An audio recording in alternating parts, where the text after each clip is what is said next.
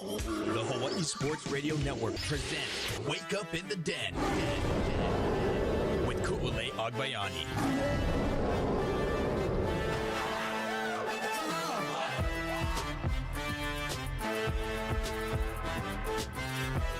Good morning, beautiful people. It's Wake Up in the Den. I'm Ku'ulei Agbayani, alongside a jammin' Paul Brecht on the Hawaii Sports Radio Network, streaming on hawaiisportsradio.com via the Hawaii Sports Radio Network app. And it is Monday. Happy Aloha Monday. So streaming on our YouTube channel. Thank you for hanging out with us every single Monday via YouTube or tuning in live any weekday morning from 8 to 10. Shout out to all of you guys as it is officially June. It's June, everybody. It did not hit me. Like, I know we went through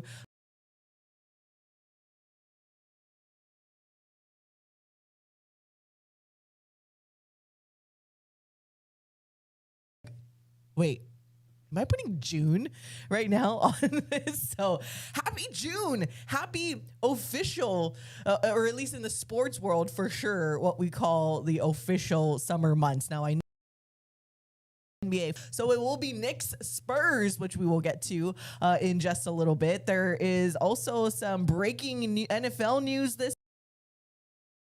no major news than what is. I'm trying to refresh my Twitter to know what the breaking news has been for Taylor Swift. in case anybody has not been familiar with what has been happening to all of my other Swifties out there, I kind of joked with the guys over the weekend, and I texted them. I was like, because one of the major breaking news things that we are kind of anticipating in the local sports sphere is the announcement of the next head coach for the Rainbow Wahine volleyball program. Now I have no idea when that's going to happen, but right, we kind of feel like, okay, there's some kind of inclination. We're getting there soon. And then at the same time, all of this, what we like to call Easter eggs, were dropping and people were just throwing things out there. But I have been victim of clowning in the past when it comes to Taylor Swift. So I did not give in to a lot of the stuff that was going on with Toy Story and the clouds and the billboards that were going around. I'll show you there the TS billboards with 13 clouds. I'm like, you know what? I'm not going to give in to any of this. There was also like a fake timer on her website like a few weeks ago that was up there and came off. And it was a whole thing. And again, I've been clowned before. So I was not going to give in, Paul. This time I was not going to give in until it could not be avoided. And so I'm like, couldn't be denied. I'm giving in. That's happening. And I'm waiting for it. I'm trying to see on Twitter. But okay, thanks for breaking news though via the NFL. As our Michael fan was the last to know this morning that a massive off-season trade, probably the biggest off-season trade and the most surprising. Paul and I had the same reaction almost in real time in our group text that the Browns are finalizing a trade that will send Myles Garrett and Chloe Kim Rams and then Jared over to the Browns for, let's see, a 2027 first round pick and other draft pick compensation still being negotiated to the Browns. But yes, that is the major breaking news. Just came out this morning about an hour ago via Adam Schefter. And that was like all of that going on in just when it is the first day of June. I'm glad we get a little nugget of breaking news between that and T Swift. Yeah, today's a good Monday. Happy 1st of June, everybody. Happy days to all the LA Rams fans. Obviously, it hurts to trade away a young star in Jared Verse, defensive player in the NFL, and Myles Garrett, so it's hard to argue with anything else. Yeah. Here, we actually have plenty to talk about after the weekend filled with sports. I'm doing well, Ku.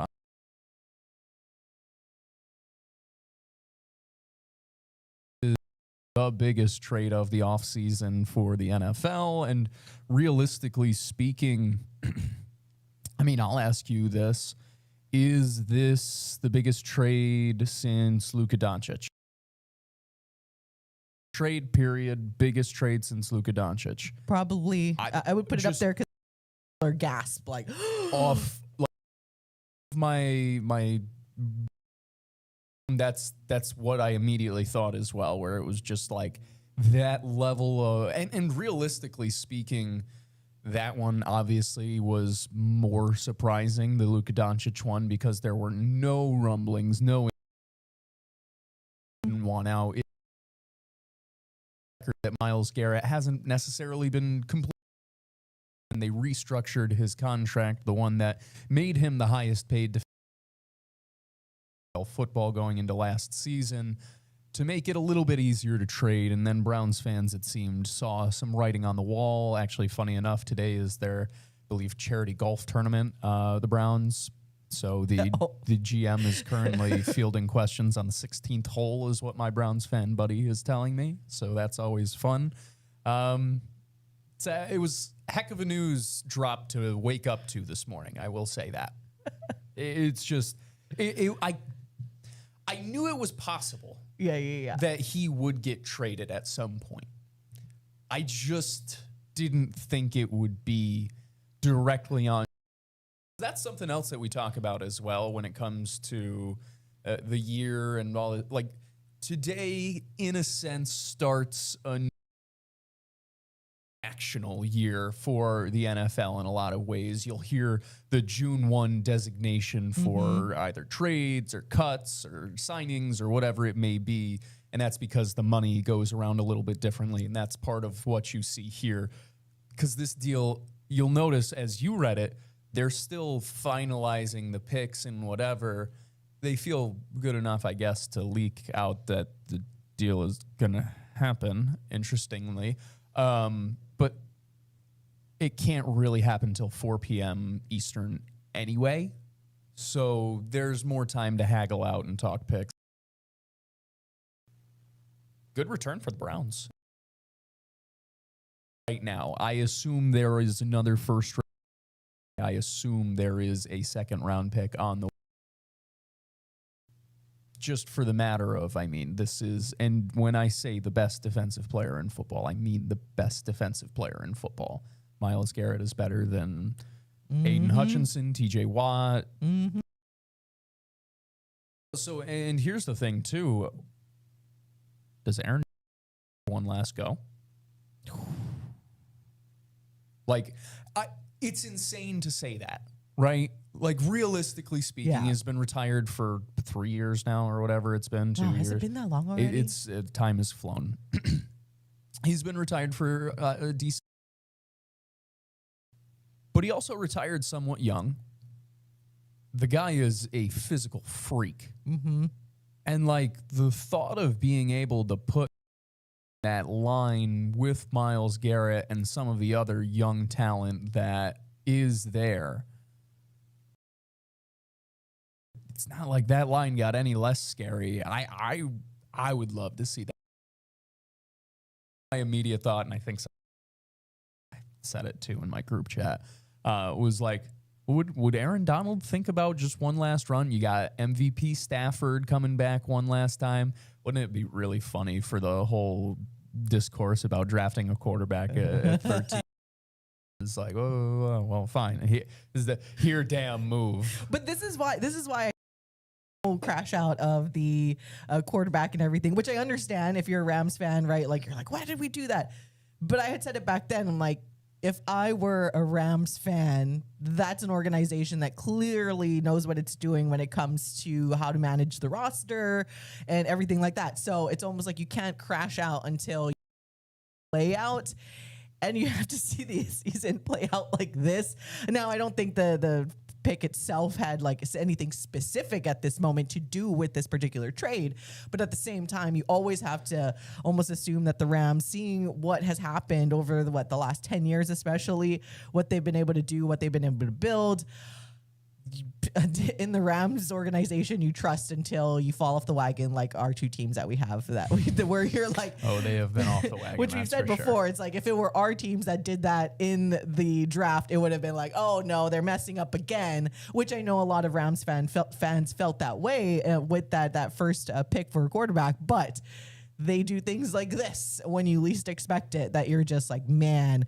And again, I agree with you. Jared Verse, young talent. I really liked him out of the draft as well. Excellent football player. Yes. And so the Browns are getting, it's not like they're not, yes, Myles Garrett is a proven player. I mean, like this new sack leader and everything like that, record holder. So it's not that level because like you said, like one of the best, if not the best defensive players in the league currently, and still has many more peak years to go, but you're not getting a scrub or any means of not the somewhat equivalent value because you still get that first round pick. Now, if the Rams are going to do what we anticipate them to do this season, that'll be a later first round 2027 pick, but nonetheless, it's still a first round. And clearly the Rams believe they're going to do well. So they're like, we don't need a first round pick anyways. And I've said that before when it comes to how you manage your roster and draft picks, because if you're saying that you can get a like guaranteed good player, or you're going to risk potentially getting a bust, even if it is a high first round draft pick, you never know what's going to happen. You go for getting a quality player, and man, Myles Garrett is definitely a quality player. And of course, I made the joke this morning when I first saw it that, oh, you know what? When I think about it, though, Chloe Kim totally matches in LA more than she does in Cleveland. God, yeah. So I gotta imagine she is pumped. She's probably more pumped than he is. Business deals. She's on a bunch of podcasts. Yeah. She looks like she can be the cover of any high level brand, like, you know, anything from, I don't know, like Cartier to Dior to like, she is Rodeo Drive. It's like, have to add in like the pop culture reference for sure for those of you that don't know by now. Myles Garrett has been dating for a while now the snowboard phenom that is Chloe Kim. I think we even talked about it last week about him carrying her with her heels and everything like that. But yeah, just what a massive move. If you guys are LA Rams fans, or if you're any of the divisional teams within there, because I know there's quite a few here in Hawaii between that division. Whew, I'm sure. Listen, I get it. How are you feeling if you're a 49ers fan right now? Listen, I get it. If I'm the Rams, I got to load up to try and beat Sam Darnold. You know, this is the race to try and beat Sam Darnold and the Seahawks. What can we say?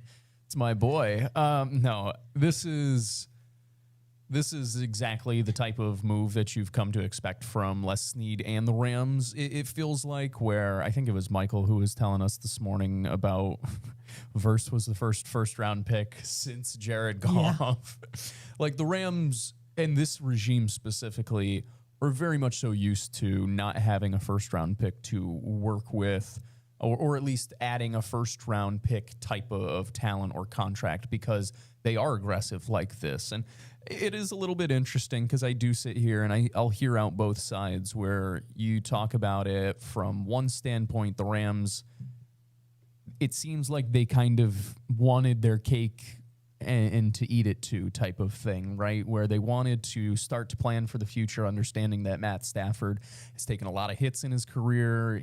I know he was the MVP last year, but we're not sure how many years he's got left, yada, yada, yada.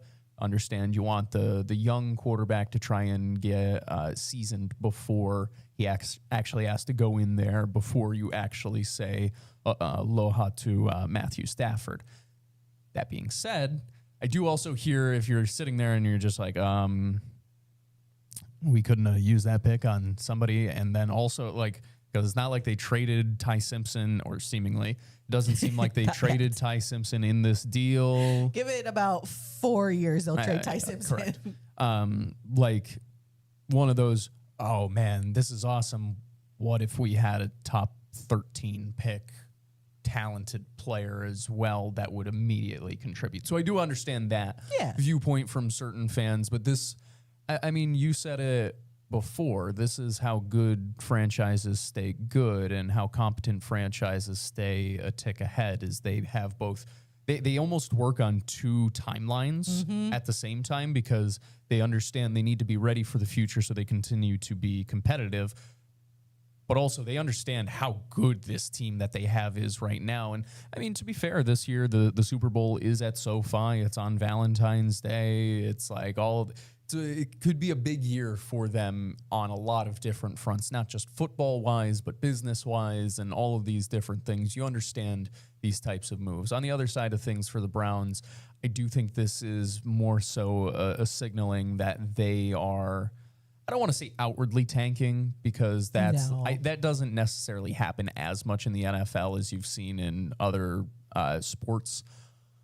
But it is one that makes you raise an eyebrow and say, all right, how much are they expecting to compete this year versus they want a young team to get some experience while they hopefully get a top pick for some guy who might rhyme with Karch Nanning, something like that.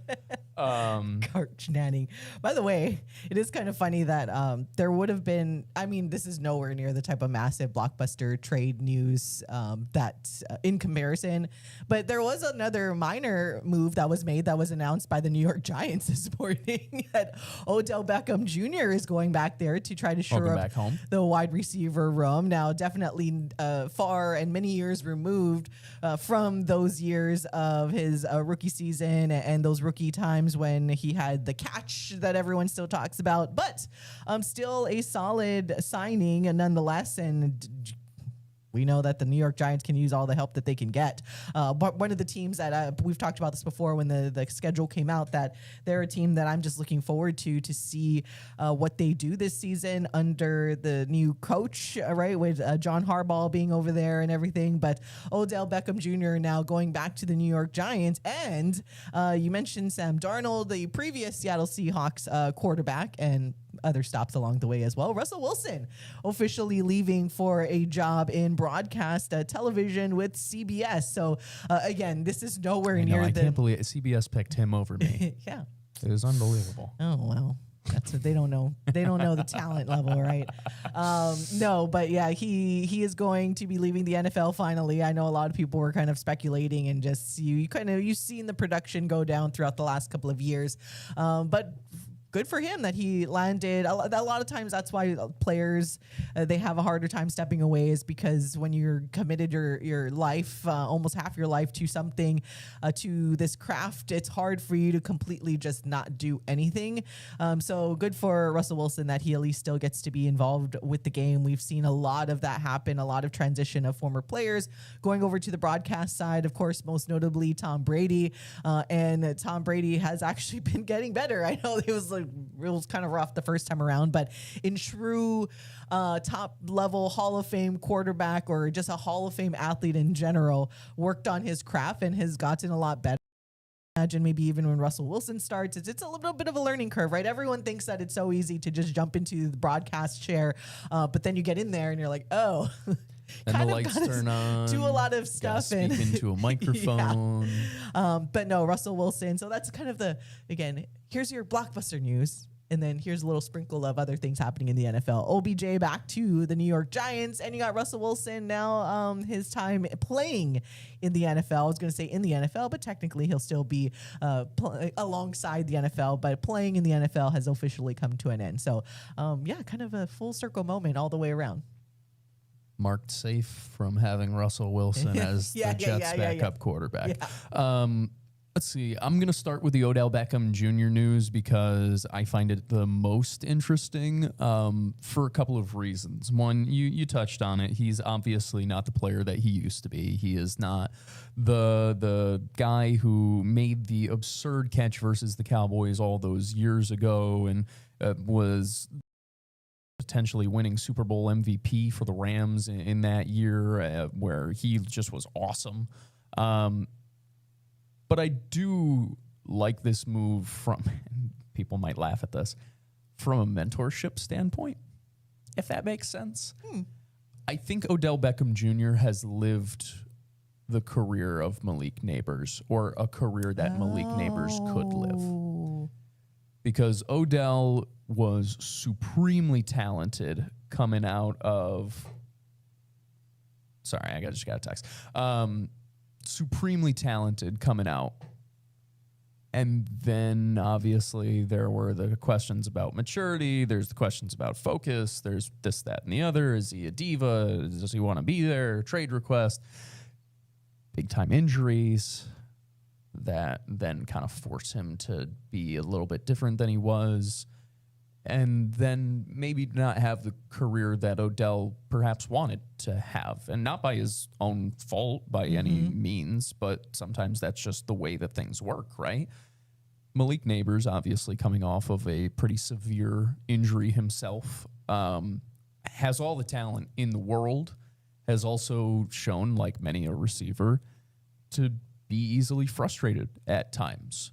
And I do wonder how much of this move is like, hey, we can get a guy who's been here in New York, has been the superstar, has seen his star rise, has gone through the injury, has had everybody talk about him, talk highly and poorly about him. Like, can this help in the long-term development of a Malik Neighbors? So that was my immediate thought. Plus, you do reunite him and John Harbaugh, who, you know, anybody who watches football just kind of believes that Harbaugh is going to get the most out of the players that he works with. And these two have a previous relationship. Then on the Russell Wilson front, it's not surprising. We've kind of seen the decline of his play for the last half decade-ish. And to be fair, these were the small concerns coming out of college, where it's like when you're a smaller quarterback, your durability isn't as good. Maybe you wear down quicker, yada, yada, yada. Like, obviously, I'm sure he would have loved to play a little bit longer. I'm glad that he's going out when he does so that he doesn't continue to dent what is a pretty awesome legacy in a lot of different ways. And I do think he's a great choice for television in general, just because I think he is incredibly intelligent and entertaining. If nothing else, he is entertaining. Russell Wilson's funny because he's like the poor guy. He's been the guy that's like tries overly hard to be a certain type of entertaining, which makes him entertaining, right? Like, he had a lot of those memes and everything, like Broncos country, let's ride. And then that just went viral for all of the wrong reasons, but at the same time, it's endearing. People he just has the total good guy vibe. But so it's funny that you kind of bring that up when it comes to Russell Wilson, because he's just someone that has been entertaining, but not trying to be entertaining, if that kind of makes sense, just because he's so genuinely nice and seems like he's, for the most part, down to earth. Also has a celebrity wife as well, so they've been navigating that to that extent. And then going back over to OBJ as well, I think part of it too, and that's a good call out there by you when it comes to Malik Neighbors and being kind of that mentorship. And OBJ has been through a lot off the field as well in the terms of just the Hollywood lifestyle, but recently he hasn't really made headlines, right? Like, he's kind of mellowed out as he matured, as he got older, like, and it was good to see that happen for him. So when you have someone like a Malik Neighbors who has the talent, it is good to bring someone that went through a lot of the experiences on the field, but also more importantly, sometimes, especially in these days when there's camera phones everywhere, and you want to preserve your career, New York. You want to preserve your value, because as we talk about, the value goes down the more off-field shenanigans that you get yourself into. So if you have someone like OBJ, who is very much into the Hollywood lifestyle of being a top football player and kind of gave into a lot of those things, but has since seemed to mature, or at least he's matured in the sense where he doesn't get caught or put on video doing it. And you know what? Again, that goes a long way in this day and age. So not only bringing him in there, and I'm sure that has like something to do with it. So definitely on the field for a young receiver and other receivers, or just the locker room in general, but someone that has definitely lived that lifestyle and had all of that success early on, and all of the interest and fame that comes along with being someone who will have a massive catch like that and everything. So yeah, it's interesting what the Giants are cooking up there. And as we talk about with like maybe 49ers fans with the earlier trade with Myles Garrett and Jared Verse, I'm like, man, if I'm like a Cowboys fan and you're watching some of these moves that the Giants are making. As a Bears fan who had to watch the Packers make a lot of very smart moves throughout the offseason, I very much feel you guys that may be feeling a certain way about seeing some of your arch enemies in the NFL or of your NFL teams kind of go through this process of making very good or what seem to be very good decisions. Again, you don't know what happens until you see everything play out, but yeah, I'm a Cowboys fan, and I'm kind of looking at what the Giants, the revamped Giants are doing right now. But as a Giants fan, got to be pretty excited. Yeah, I know Giants fans at the very least feel a slight hint of hope, which is nice for them, understanding that they have quite literally been the same exact as the New York Jets over the past 10 years. Record-wise, I do understand why it'd be nice to flip over a new leaf. The official trade package has come out. Cool. I'm going to read it to you. I want your reaction to it because I'm kind of bouncing between a couple of things here. Official and agreed to Browns are trading Defensive Player of the Year Myles Garrett to the Rams. Jared Verse, a 2027 first round. What say you? Right off rip, what does your gut say when you hear that package? That the LA Rams are in it to win it once again. And I go back to almost kind of my earlier point or the things that I always say, where you're getting a for sure home run player and you are putting all your chips in, giving it all over to the Browns to cash that in immediately. Because as we talked about earlier, you have Matthew Stafford, who is a Hall of Fame quarterback, MVP, all of that stuff, but he's not lasting very much longer in the NFL. Clock's ticking, that's for sure. You want to get that Super Bowl, and you need to get it either this year or at the latest next season, but they're definitely going all in for it this year where they are. I mean, it's kind of like what we saw them do when they won their last Super Bowl. They went all in. They kind of had bad years after that, a couple of bad years because they had done all of these trades and everything like that. But I mentioned it before. I was like, you know what? If my team did all of this and it brought them a Super Bowl, you take it. And then now it's almost like they're doing their same playbook all over again. And again, if it works out for the Browns, they get Jared Verse, and we'll see how they use their picks moving forward. But definitely for the Rams, that's my initial reaction, is that they're trading away the immediate future for the even more immediate present right now. Love this deal for the Rams. If I'm being honest, yeah, I love this deal for the Rams. My immediate gut was, wow, that's it for the Browns. And as I've sat here and I've chewed on it a little bit more, I'm going to take that reaction back just a little bit. I still think this is a great deal for the Rams. You don't have to give up multiple first-round picks in a deal. The Jets got 2 first-round picks for Sauce Gardner, who's a corner.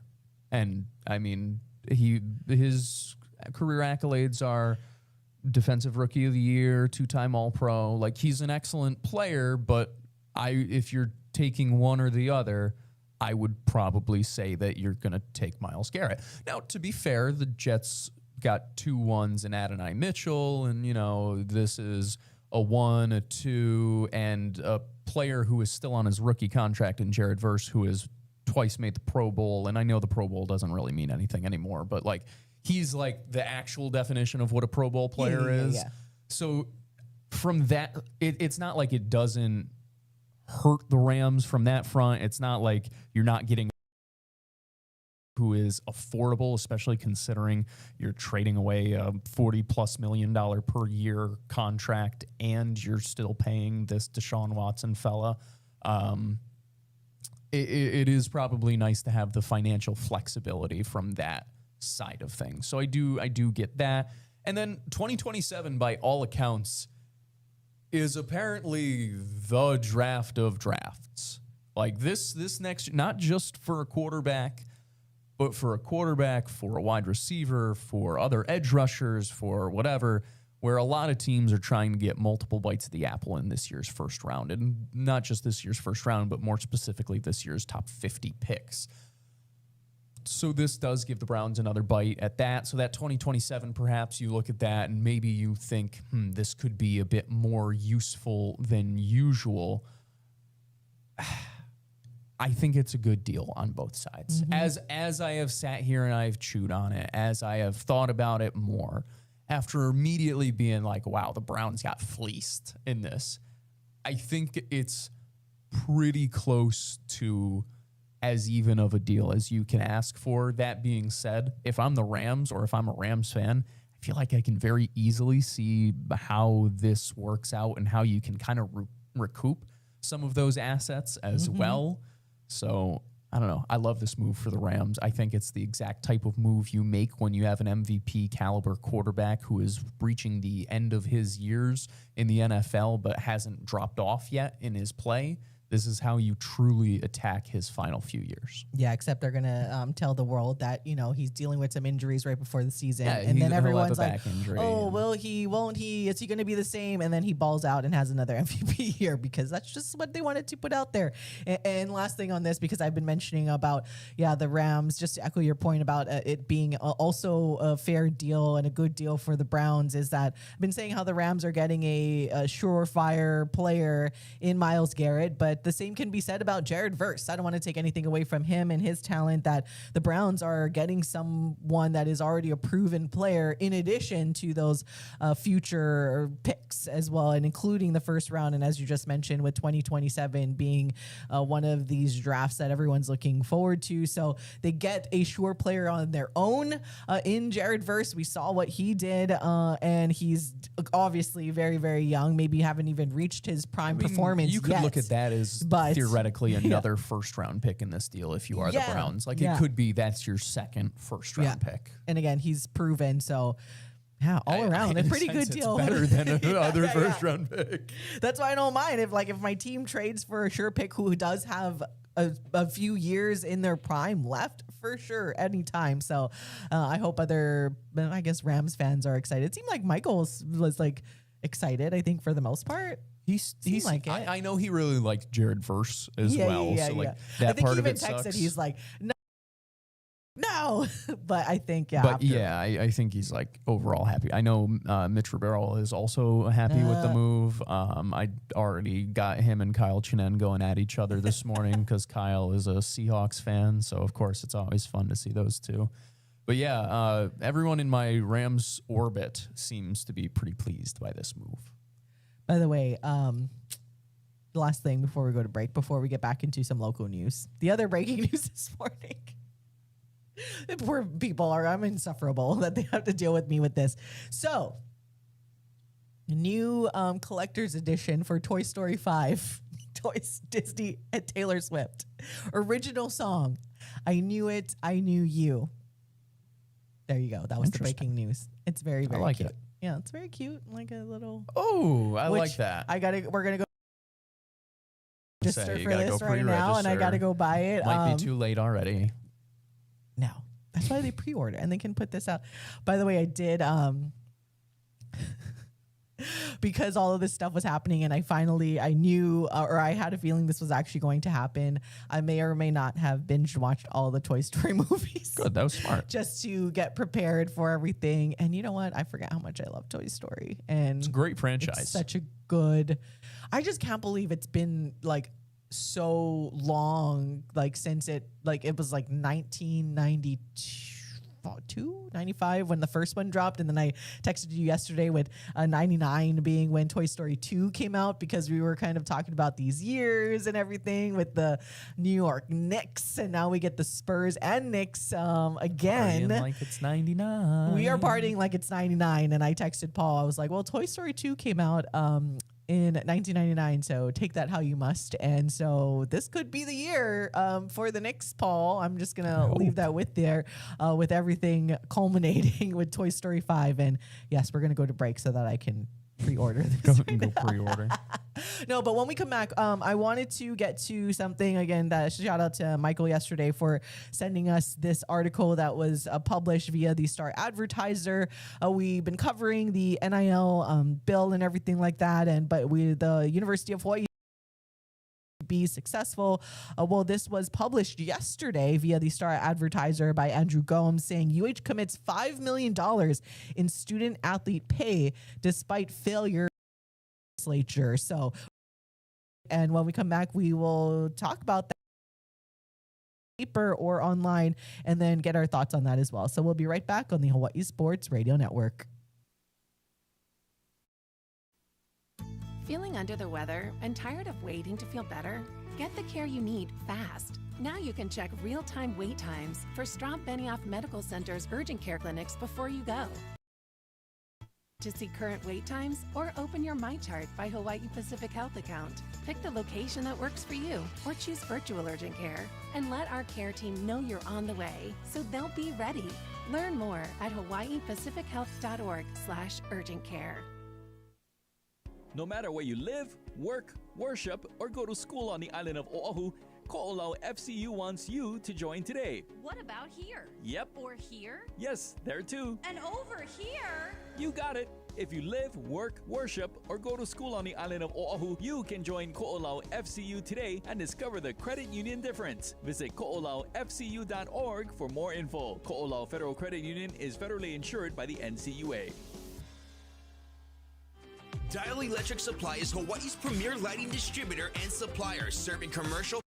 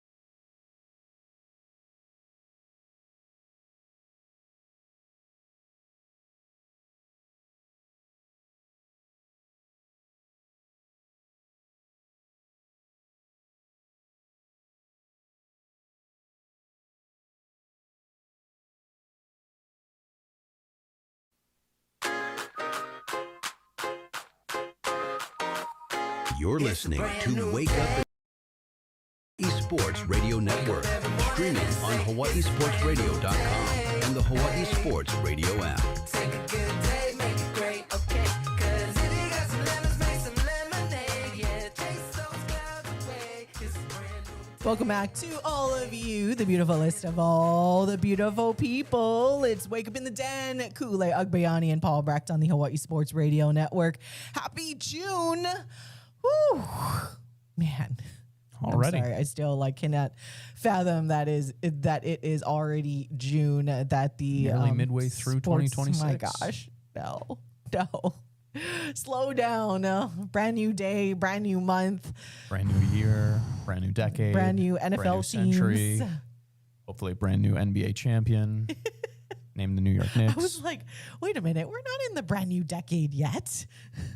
I mean, the pace at which this is I'm going, like, we're in the going middle. to be. I was like, we're in the middle. Don't get there yet. We're not in the brand new It decade feels yet. like we were just in like 1990. Yeah, I was like, you almost got me for a second because I'm like, is this Like, already really? 2029? Our stadium is going to be built. Our stadium is up. It's 2029, everybody. Don't fake me only. out like that because If for a only. second too, I'm just like, whoa, brand new decade. No, but it is a brand new month and pretty much heading towards a brand new sports year that'll be up here in no time. I mean, essentially it starts next month because I go on the line of Derek Inouchi, the SID there at UH where. And even for Neil, I think Neil said this as well. It's like, it's kind of the sports season, it starts once football media days happens. Like that's the start, which is mid-July. So we are less than 2 months from the start of the new sports season. And that's kind of like how my brain operates as well. Like that's when the new sports season starts for all of us here. I'll be heading out for a little trip in a couple of weeks. Actually less than 2 weeks. We are headed out to, speaking of LA, we're going to be headed to the LA Stadium, is what it has to be called now, as it will be for the World Cup. So headed out there for the USA Paraguay game for the World Cup. And yeah, well, I know I say this all the time. So bear with me, everybody. That I will post a lot in the Instagram stories to take you guys along with me as we go to the World Cup. Yeah, we will see what happens. All right, let's get to some University of Hawai'i news. Again, this article coming out via the Star-Advertiser yesterday. So little Sunday news drop of all things. Wanted to get it in the headlines there. So let's see. This is again via the Star-Advertiser and Andrew Gomes. The University of Hawaii did not score taxpayer funding this year to pay student athletes, but school officials aren't accepting defeat in recruiting and retaining key players with pay on par with peer institutions. Again, this is me reading verbatim what the Star-Advertiser article said. UH, which has about 500 student athletes on 21 novel requests to the legislature, as we here at Hawaii Sports Radio Network had kept you guys up with for during this legislative session. Let's see, to compensate the athletes, yada, yada, yada. And it said the ask obviously drew a lot of support and opposition. Again, conversation for another thoughts on what transpired. Okay. UH Athletics Director, his department already had committed to NIL deals with student athletes for the upcoming academic year, aimed at keeping major revenue generating sports competitive. So this says, quotes via an interview on May 20th, we've already promised essentially that $5 million budget to the student athletes who will be here for the 2026-27 academic year. So this was soon after the UH men's volleyball team won the national championship, and 12 days after the NIL alternate funding bill died on the last day of this year's legislative session. Let's see. This is the part that stuck out to me the most, because you see kind of like the headline, right? As we kind of like to joke, like the clickbaity line, like, whoa, $5 million. Like, that's awesome. But it says here via Star-Advertiser that how to pay for those NIL deals remains undecided, though Elliott is exploring potential for UH to cover the expense, saying, quote, we're in the budget process right now. Our mindset is we've got to find those expenses. Let's see, historically, UH Athletics has often had financial deficits covered by the university funds. So the $5 million outlay is on top of $3 million that UH committed to NIL deals for the current academic year, which does wrap up now, being raised from private donors in a campaign that to date has secured over $1.6 million. Let's see. UH officials estimate that staying competitive in the NCAA's Mountain West Conference of mid-major schools will take $5 million a year in the near term, outside of NIL deals paid for by private sources that include donations and corporate sponsorship arrangements. Obtaining such funding from the legislature was in a school game plan that led to few routes for success, but got blocked in the Senate after effort. So again, this is all going back to what keeps Hawaii competitive and everything like that. And this article does go on to kind of go through a bunch of other things, kind of telling the backstory of the NIL bill that, again, you guys have known about from watching this show. But it's news that's not news, in my opinion, just because, again, no, the $5 million, I don't want to take that away from UH and Matt Elliott by coming out and saying, like, this is how much we're going to commit, and this is how much in NIL deals we have committed to the athletes that will be here for this upcoming academic year. But it's kind of, your initial read is like, oh, for sure, they're getting $5 million. But as I go back to this line in the article that says how to pay for those NIL deals remains undecided, and all of those things, because it's basically just confirmed committed, but it's the same process of what we saw this past year going into the academic year, where they were spending this year trying to fundraise to find the money to pay for their current liabilities. So they have committed the $5 million, and you know, we can notice that because we didn't see a mass exodus of players, especially players in the, as mentioned, the revenue generating sports, specifically just looking at football, right? Able to retain a lot of the core talent, where you're one of your top players, right? Jackson Harris is kind of collectively the one that everyone looks at as being the top player to transfer, but he went to LSU where you're like, yeah, you're not going to compete with LSU. Wish the best for him. So for the most part, you already had seen that, okay, they were able to keep a lot of players here for the remainder of the season. But yeah, I thought it was like, hey, significant news drop, but at the same time, like I just mentioned, it's like, oh, well, now we just got to fundraise a little bit more to find out how they cover the $5 million now internally, being that they don't have that $5 million from the ledge or even the $1.5 million from that could have come from the ledge. But yeah, it's going to be a fundraising year, as if it now more than ever, since it's already $5 million. Yeah. It's always a fundraising year. No, I mean, it's funny because you're right in a sense where it feels like a clickbaity headline, but it's also just a very factual headline, right? Where UH did commit $5 million in its student athlete pay. And like you said, it is two ends up being solved, the fundraising part of it. It's funny because I kind of look at it in a sense of not necessarily, God, are they going to figure it out? I just have the trust that Matt Elliott and Wendy Hensel and all the important bigwigs at UH, they will figure it out, but it might just be a lot more difficult than it would have had gotten just the legislative funding that they had requested in the first place and all of this type of stuff. So it's, I am still like, I'm optimistic that everything's going to be fine and all this stuff. Like, I don't think anybody should be like, oh, they're committing this money that they don't have and tweak out about it, because I do think more than other places, to be honest, Hawaii has people leading its department, its programs who are not into being liars, if that makes sense. Like, if they commit or promise a certain amount of compensation or they promise something to people, they don't really seem like the bunch that are going to go back on their word. And when we talked with Dean Augustine about it here on the show, where that's not the case everywhere. Like, there are a lot of different schools, and I shouldn't say a lot, but there are a good handful of schools who, I mean, they'll say one thing and then they'll renege and they'll go back and they'll have to, you know, hey man, sorry. Like, and Hawaii has every right to do that in this sense, where it's like, hey, we were expecting we were going to have this. I'm sorry. Like, we don't, like, we have to do this. And for them to not go back and do that, I do think speaks to their character at the very least. So.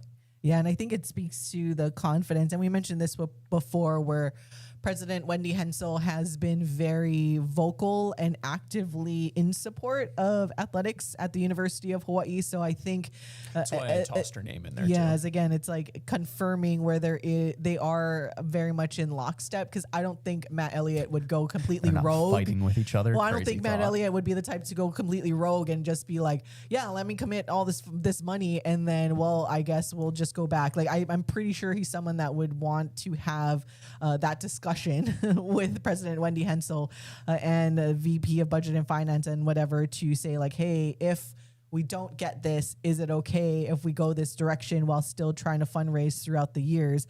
So I do very much think that everything was, for the most part, the backup plan. Everything's coordinated. They had to commit to these student athletes, again, to keep Hawaii competitive. I did think this ending of the Star-Advertiser article does say that, let's see, Elliott said he's not sure whether UH will make another run seeking $5 million in public NIL funding from the legislature when it begins next year's session in January.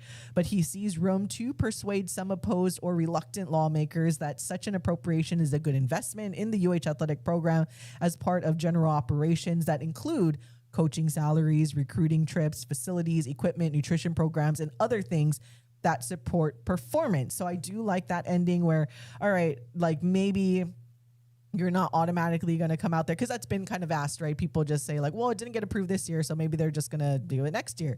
But maybe not. Maybe this is just the route they thought. Again, this just makes it more difficult in terms of fundraising, where you were hoping to get 5 from the ledge. Then you were hoping to get 1.5 million from the ledge, and now you got 0 this year, but still had to commit in order to keep your programs competitive.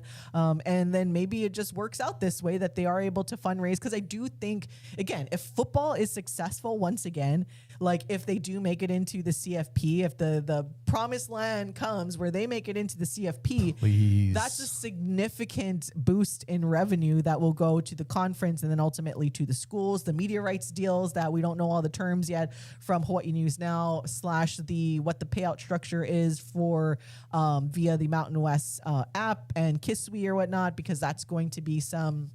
I can't Cash, stop laughing I at know. Kisui. I don't know why. I thought For no it was good pronounced. reason. I thought it was pronounced. I think when it first came out, I was like Kisway. No way, it's Kisui, and then it's Kisui apparently. I but laugh at it. So I apologize. I'm just a child. It's nothing further than that. It's just I'm dumb. Oh, anyway, man. my apologies. Continue. So yeah, it's going to be interesting to see what gets fundraised throughout this next time coming up in this next session.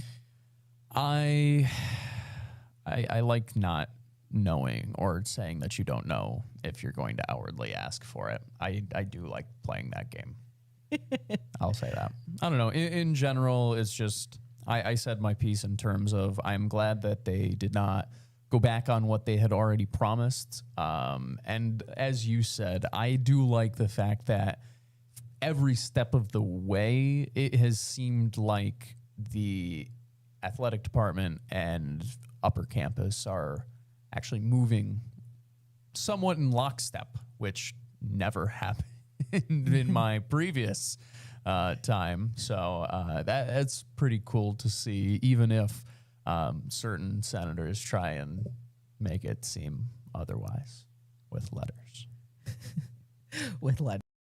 Our article does mention that it does. The timeline is a little off, though. Again, the way that we had reported it, it was that letter was in reference to the previous all endowment fund and not the renegotiated version of the 1.5 million, which we had mentioned that Senator Donovan Dela Cruz had and the senators had used somewhat as a scapegoat to vote no on this bill. But I do appreciate how this article does mention the part that significantly stood out to me in that final reading by one of the senators, because I'm like, that's interesting. The about the game should be left on the field in support.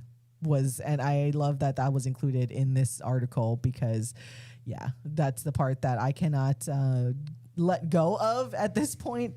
But yeah, so it does just continue and gives the whole update of everything that had transpired during this legislative session. So once again, hey, we'll see what happens. I mean, as someone that is a NACOA board member, there's not a lot of details I can share, but there are things being worked on behind the scenes for new type of fundraisers and new structures that won't take into effect this coming. It would just be too late. I'm not sure if the event itself, though, might be in this year, but the new structure and I know a lot of UH fans were like, it's almost like whiplash, because pre-Craig Angeles, it was done a certain way. And then when Craig came, they kind of tried to revamp like the H Club and everything like that. And then Craig left, so then they reverted back to things where when there wasn't leadership in place for 6 or so months, they kind of reverted back. So it was kind of like, okay, which way are we going? Matt Elliott came. He kept a lot of things the same for the most part. And as he tried to navigate his new the responsibilities and his new job here at the University of Hawai'i, but there are, I guess, kind of in the works of potentially revamping certain structures of things and fundraising arms and everything like that are being worked on. So I do want to at least point that out, that definitely, and this has to deal with Matt Elliott coming into our last NACOA board meeting and laying out the potential plan and some of the things that he has in mind. So I can guarantee that there are things that are being worked on. So as much as I say like, oh, just like, the clickbait headline, but there is a plan that is being formulated. Well, you know what, Koo? What? All shall be revealed. Exactly. People just got to be patient. All shall be revealed. Steven. Sorry. Steven. Love you, Steven. Yeah, sorry. I had to get a little Ridge Hill reference in there. Usually it's me having ADD moments. Paul is just like massive ADHD going on this morning. I don't know what's going on. He's just like, this is what happens when I don't sleep well. Got it. That's what it. That's that. Yeah, that makes sense. That's right. You said you're a little tired, and now it's making sense. Like, what's going on over here? Oh, Steven. And in case you guys don't know what we're referencing, it's because Rich Hill, all should be revealed is a Rich Hill-ism that he likes to say mostly every other media availability somewhere or another. And it's usually in reference to Stephen Tsai of the Star-Advertiser. So in case Even you if guys it's not in reference to Stephen, it's still going to find a way to say that's Stephen. True. That's true. What was it that he hit? Did he hit Michael with? I know he hit Michael with something that like in the last media avail that I was like, wow, he actually sent it to someone besides Steven. I don't know if it was all shall be revealed or it was one of the things that he says. It was one of his preeminent Rich Hillisms, but yeah, I do not remember which one it was. I do remember what you are referencing. Because I remember when I was listening to it, I was like, hey, that's like something he usually says in the beginning. Not Steven. It's Michael. So again, all shall be revealed, but there is a plan. There's a plan for the plan for the plan for the change in the plan. That you know what? That's better than not having a plan for the plan and the plan in place in the plan. Again, in Matt Elliott, we trust. But yes, they're going to be, and this is how you guys can help. There's been, like I've seen a lot of times on social media, and I get it from very passionate fans that try to throw out there about the lack of fundraising or trying to do things on their own. And like, I appreciate the effort, but I get a little, irritated is a strong word. Basically, like a lot of people just thinking that nothing is being done all the time because they're so used to how things may have been in the past. But it's like, they feel like nothing is being or has been done.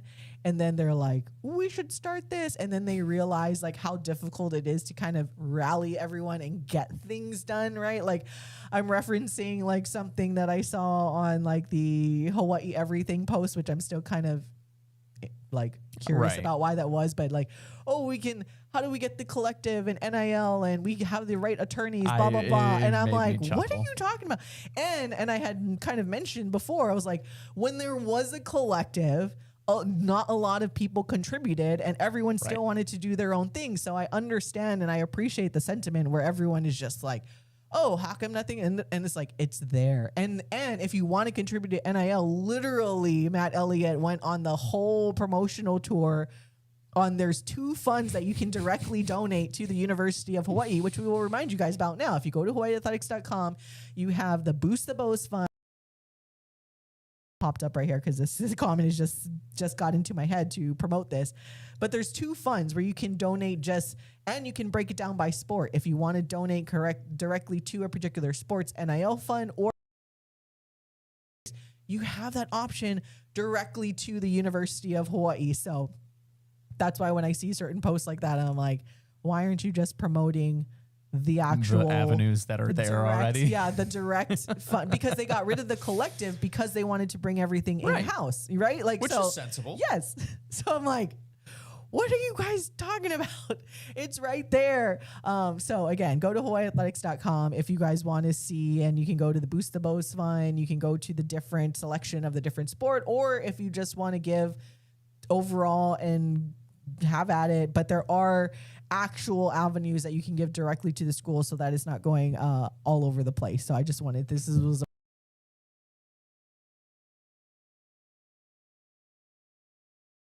kind of like it, though. It's one of those. Were you living under a rock this whole time? Like, yeah, that's kind of the thing. It's irritated. Frustrating is like too strong of a word. Yeah. Because you're appreciative that people care. Yes, exactly. But also, it's one of those like, I mean, guys, hello? What are we doing here? I don't know. Whatever. All right, we're going to take a quick break. We'll be back for hour number 2. Talk a little bit more football. The National Football Collegiate Hall of Fame ballot has been released, and there's a player on there that I hope we can vote for. Oh? Like, I know the Mike Leach being eligible and everything, which deservedly so. Cool. He's Very likely going to get in. But there is definitely someone on there that we care about the most here in Hawaii. So we'll be back for hour number 2, and then we'll finally get into some basketball because now we have Spurs next, and we kind of touched on it, but not really. But I know Paul is sick and tired of talking about that, but we'll talk. I'll have a list We'll talk a little basketball when we come back on the Hawaii Sports Radio Network. You're listening to the Hawaii Sports Radio Network, streaming 24/7 at hawaiisportsradio.com and on the new Hawaii Sports Radio app. You hustle hard from alarm.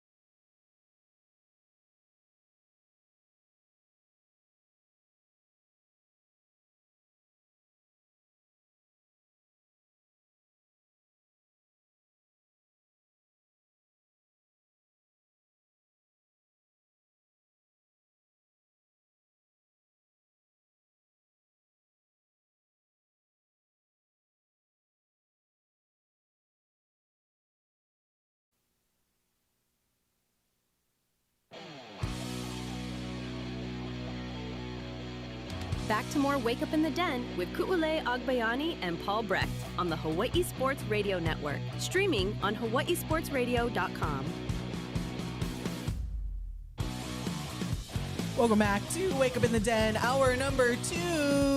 I'm Ku'ule Agbayani, alongside Paul Brecht on the Hawaii Sports Radio Network, streaming on hawaiisportsradio.com, the Hawaii Sports Radio Network app, on demand wherever you get most podcasts, and every single Monday, like right now, live on our YouTube channel. Hello, and thank you for joining us. Be sure to like and subscribe if you haven't already. Thank you, guys. Feel free to chime in on the live chat or text us at 808-888-5481. That's 808-888-5481. And let me tell you guys, during the month of June, as if our text line wasn't always open, now more than ever, feel free to text us. It is extra open. It is now. extra open. Barring anything like absurd or like completely, I don't know, like derogatory, we will get to every single message and text that you guys put into the live chat and the text line, because it's the officially hitting the summer months. Speaking of, let's get to that right now. Shout out to our regular viewer of YouTube. I believe he tunes in, I think, during his lunch break or something. So shout out to Joey Del Rosario saying, Aloha gang. He did watch that PBS special on Aloha Stadium. It was really well done. Thought back memories of when my family used to live there in the 80s. Asked if we watched, and goodbye Aloha Stadium. Home is here on PBS. I did not get a chance to watch it yet. And it is yet, because I will go back and watch it. But I think we had mentioned it last week. But yeah, I actually forgot about it. I got too caught up in watching the Toy Story over the weekend. So, but I will go and watch it sometime this week. But I'm glad that you enjoyed it. So yes, as we have seen updates to the stadium, I saw Warrior All Access kind of post new video and photos, and essentially like one side of the stadium is almost completely demolished, and so that's progress that we've been anticipating to see, not AI. Yeah, so like it's actually down. Progress So, but yes, thank you for chiming in here on the YouTube chat. I did not watch it, but I'll definitely put it on my to-do list this week for sure. I have not gotten an opportunity to sit down and watch in full, but I have heard very similar sentiments to yours, Joey, where everybody seems to have very much so enjoyed the memories that it brought back for them and the moments that it elicited in their mind. So I'm glad that it was that for you, and hopefully it will be that for you, Ku. I have a little less connection with Aloha Stadium. What, you don't remember the Aloha Stadium in the 80s, Paul? It's a little fuzzy at times. I had a couple too many beverages at those games, so it's what are you gonna do? Probably like the main thing that you remember is likely tuning in or seeing highlights of Colt Brennan like playing in Aloha Stadium. That's where it is. Yeah. 8-year-old me. Yeah. Says about it. Oh, football's cool. Oh, Wow, yeah, they have this was football in fun. Hawaii. That's cool. Their logo's pretty cool. Yeah. Their uniforms are pretty gnarly. They throw the ball a lot. Yeah. I like that. But yeah, a lot of memories there. Maybe I'll like post some other stuff, because I went to. Wow, it seems like so long ago already. I want to say that was like 3 or 4 years ago. Yeah, because you were just. Are you saying the Aloha to Aloha Yeah. Stadium? Yeah. Because I have a picture of my hair is obnoxiously long. And the wind was blowing so bad that day. Yeah, because I'm like, that was when you were kind of first here. Yeah, and it was so, like my first true introduction to Aloha Stadium was when it was closing for everybody. So I got to go look back as I was kind of looking through. I was actually looking through some old photos and stuff, because I was trying to clear up my hard drive at home on my computer and on my phone as I kind of get geared. Because nothing is worse than going on vacation, especially somewhere where I kind of tell the beautiful people that, hey, I'm going to post a lot of stuff. Nothing is worse than being somewhere iconic like the World Cup, and then your phone stops recording video because it's like full. Like, no. And that'll happen. So I wanted to make sure it's kind of ready to go. So I was going through some old photos and actually did kind of see some of the old Aloha Stadium stuff. So it's really iconic to see kind of things finally, the tangible process. Our other regular texter here, you are always the best at texting and like stuff that I am not anticipating, but it's just hilarious and we get a good chuckle at it all the time. Said, this was how we closed out our number one, because I was talking about how I was a little, again, irritated is a strong word, because I appreciate how much people care on wanting to do things to help the university.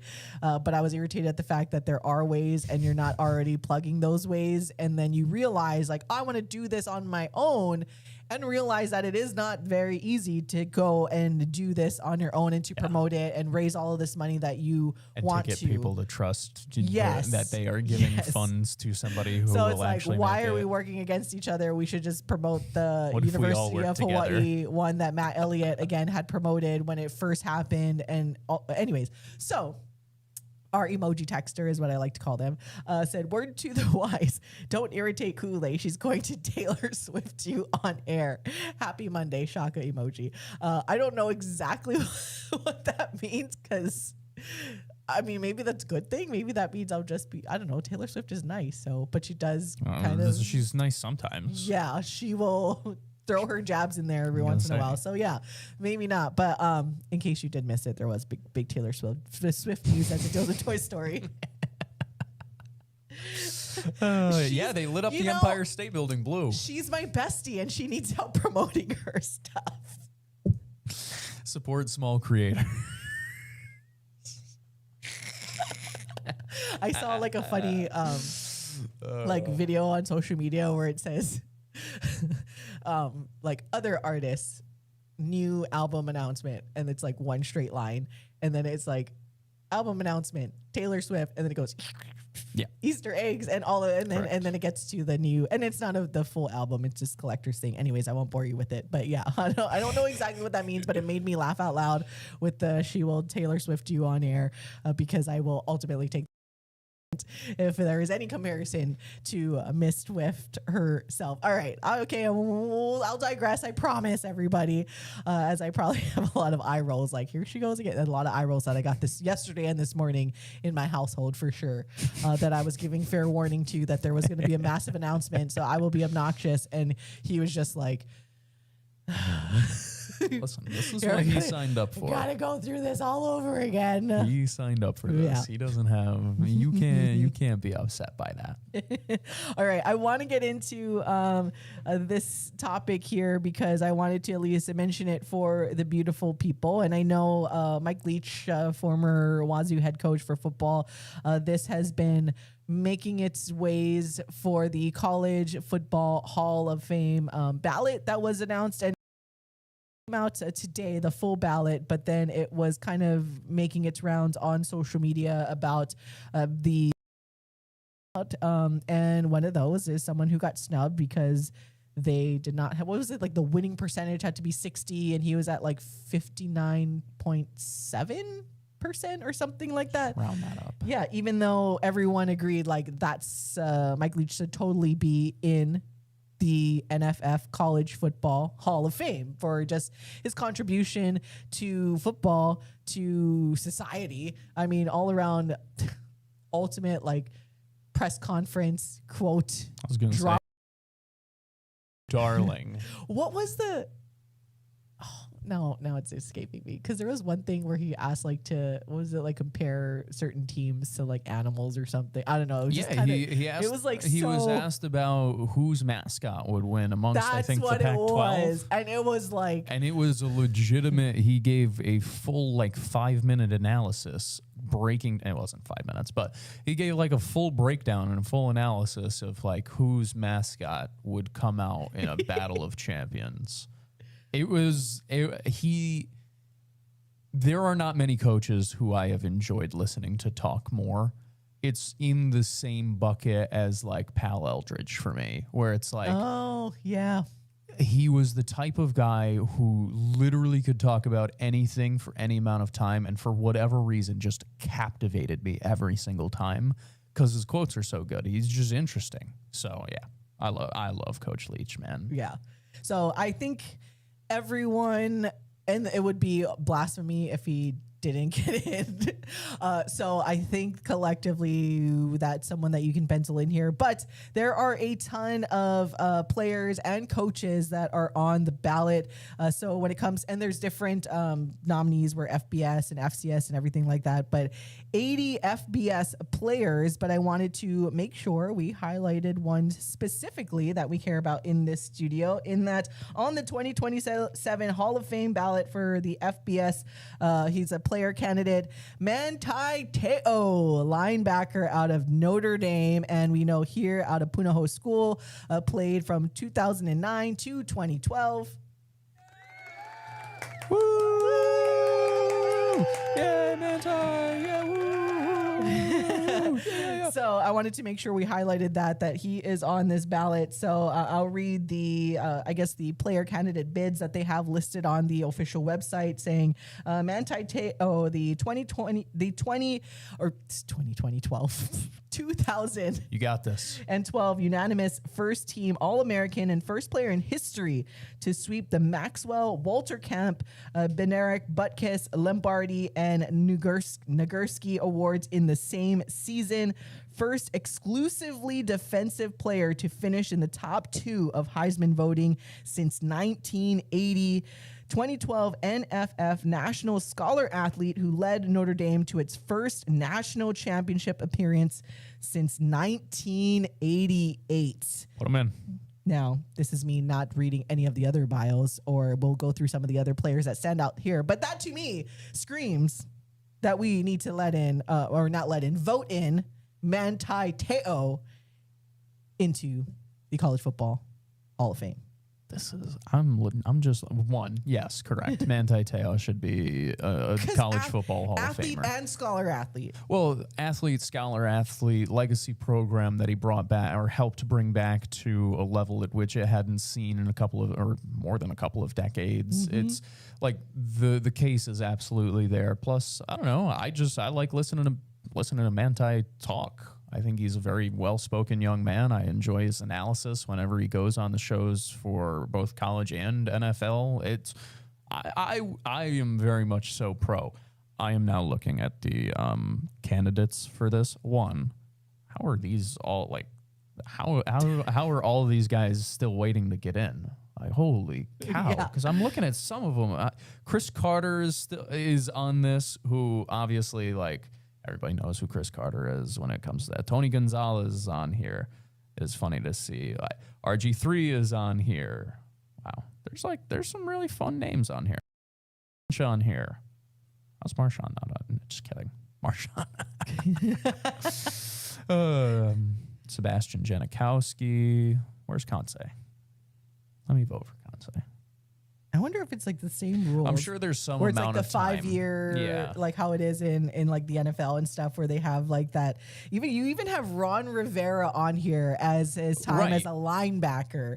So as a player, that's kind of why I'm like, why I'm trying is to it? see. Did you find it? I thought it was on the initial page, but I don't see how many get voted in. I would assume 12 would get in the top.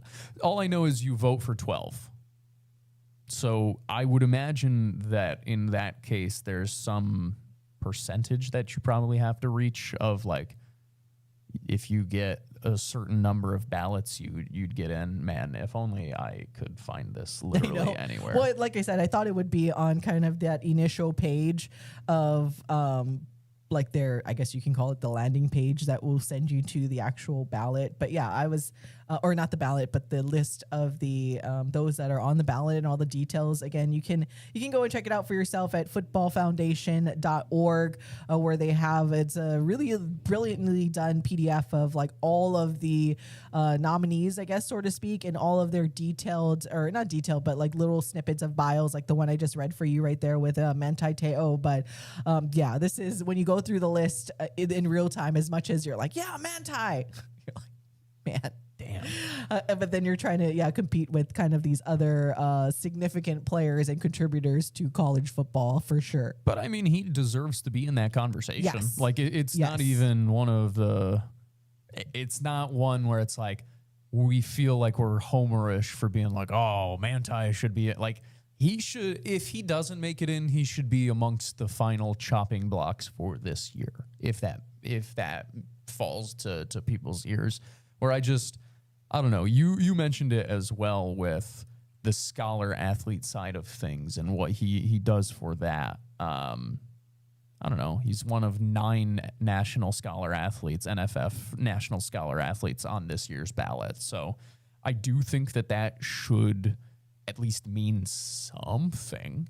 By the way, I was saying before, I'm like, how are all these people waiting to get in? It actually makes a lot more sense now as I read through the not press release, but the article about where the ballot is. Of the 5.86 million individuals who have played college football since Princeton first battled Rutgers on November 6th, 1869, only 1,129 players have earned induction into the NFF College Football Hall of Fame, or less than 0.02 of a percentage point of those who have played the game during the past 157 seasons. Words are hard.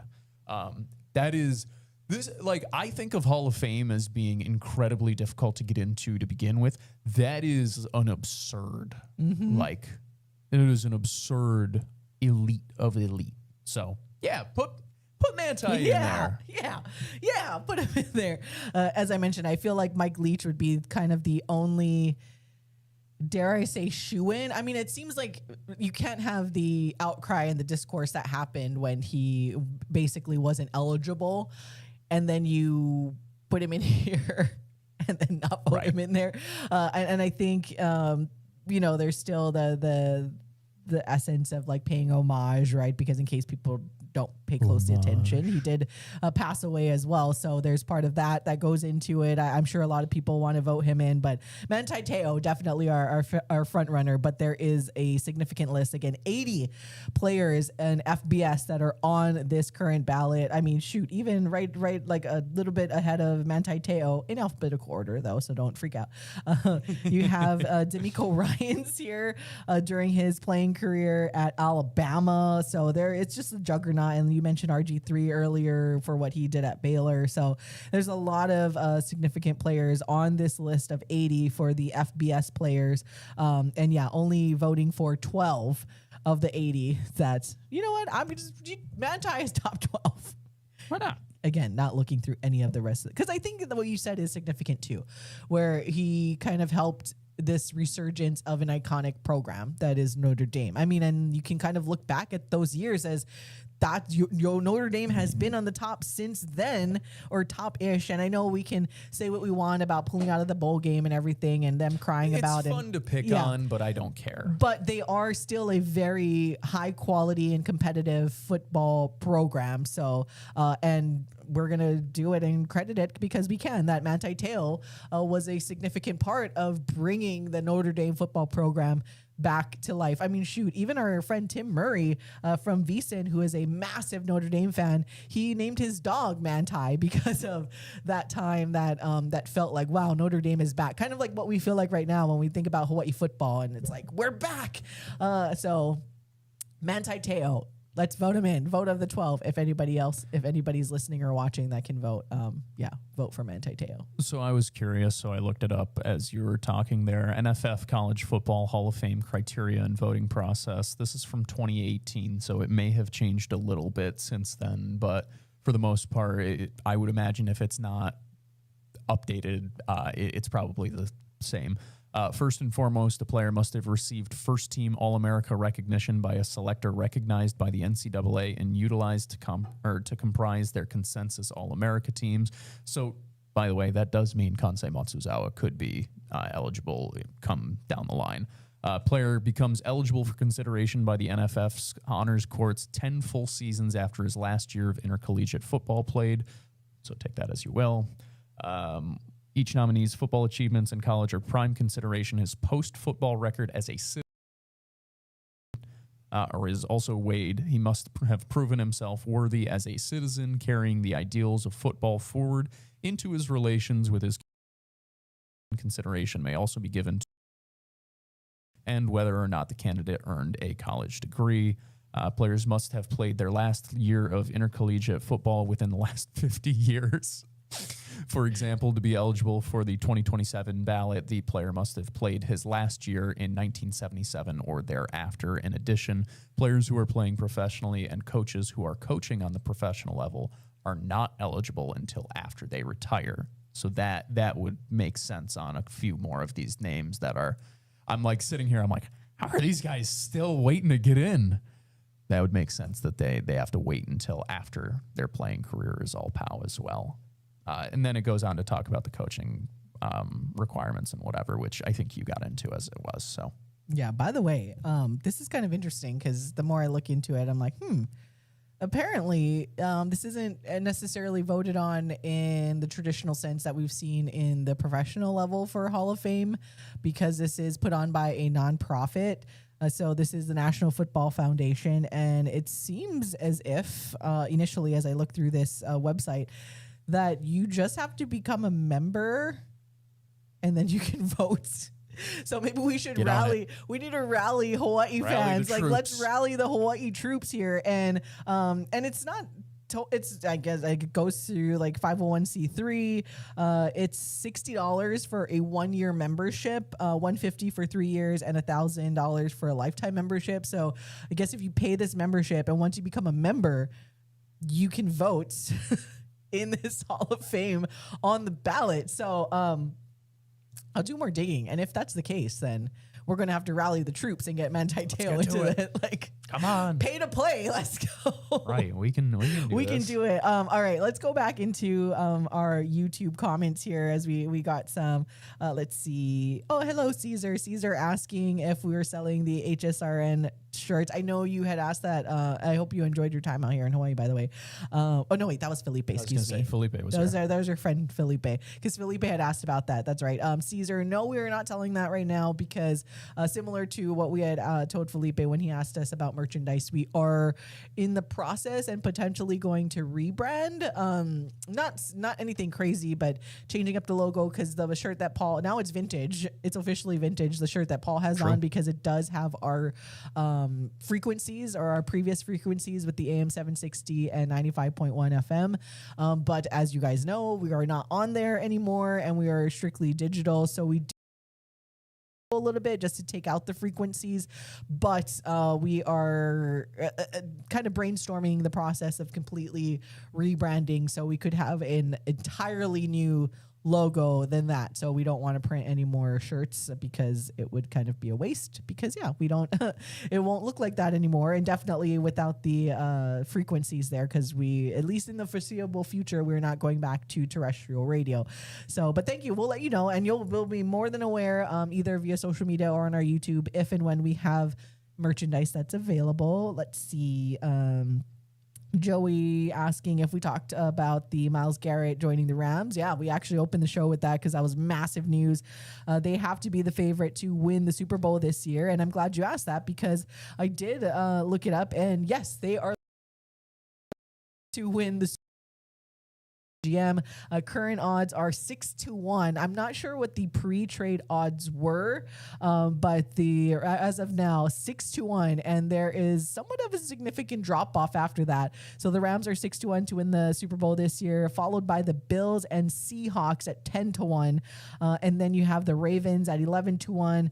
The Packers, Chiefs, 15-1, Chargers and Eagles at 16-1. So yes, literally the LA Rams, especially post-trade for Myles Garrett, sending Jared Verse and picks over there to Cleveland, are the favorite to win the Super Bowl this year. We talked about it in full. It is the type of move you make so that you are the favorite. I don't know if they're better than the Jets, but they're okay. A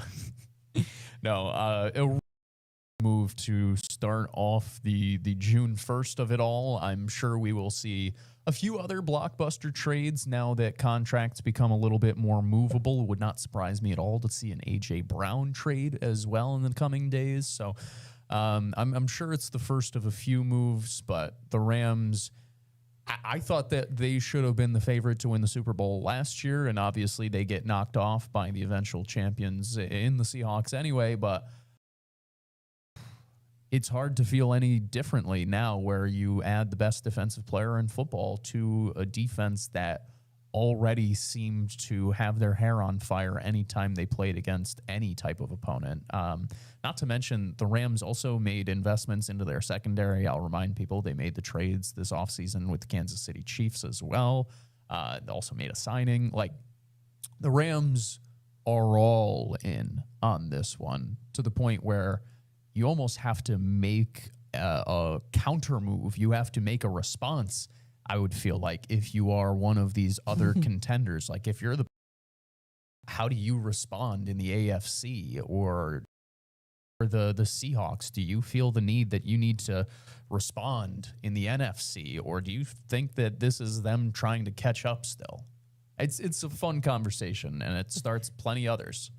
Man, I could kind of chuckle at this because I know what it feels like as a Bears fan in a very competitive NFC North. But like, Cardinals fans just continue to like die inside. So I saw the tweet that said this. Ready?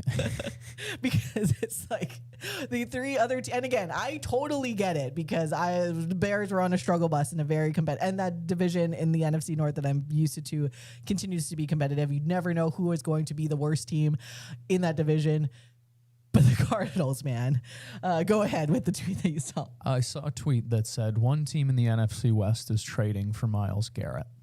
Another team in the NFC West is in a public contract dispute with Jacoby Brissett. And that I thought put it pretty perfectly, where it was like, yeah, there's levels to this. You've got the defending Super Bowl champions. You've got the team who thought that they should have been there in the first place, making the move to make it so that they can go over the top. And then the team who's always hurt, who everybody knows if they're just healthy, is probably going to be flirting with the final two. So it's like, great. If I'm Arizona, hey, it's Mike LaFleur who's there, right? Because Matt's the one in Green Bay. Mike, hey, Mike, good luck, brother. Good luck, brother. Carson Beck's their backup, by the way. Maybe their starter if they can't figure it out with Jacoby Brissett. Oh, man. It's nice to not always be the butt of the joke as a Jets fan. Yeah, you know? at least Sometimes like it's not just your team that is that team in their respective division, right? And again, like at least now I can chuckle at it more because the Bears are not that team, at least based on last season. As of now. And like it's nice to see when you talk about quarterbacks and a former Arizona quarterback, it's nice to see the discourse with JJ McCarthy and Kyler Murray in Minnesota. Did so we I'm ever just get like, your take on that? Did you saw, I would assume you saw the video. Quotes. Yeah, that was kind of like what we were talking about because we were giving last week we were giving Tua a lot of credit for him being very supportive and very aware and willing to compete for the starting job in Atlanta, but at the same time very much being supportive of Michael Penix Jr. saying a competitor but mature about it. Yeah, and saying like, oh, I'm here to help him, whatever help he wants, right? Like, and he's like, I learned a lot throughout these years, yada yada. He's about it. So, but then you see the videos of the post workout or practice at OTAs in Minnesota, and just very. I mean, Kyler Murray did a good job, I think, and again, he's more of a veteran quarterback, like an actual veteran NFL quarterback. Crazy. JJ McCarthy, though, like. Spoken like a true young quarterback who is threatened like with his job and everything like that. So I was just like, it was very entertaining. Again, as someone that is clearly cheering against that team actively. Maybe this isn't the best question for you then, because I was going to ask you if I need you to tell me if I am being unfair, because I am a believer that a lot of times you can kind of sense bust, right?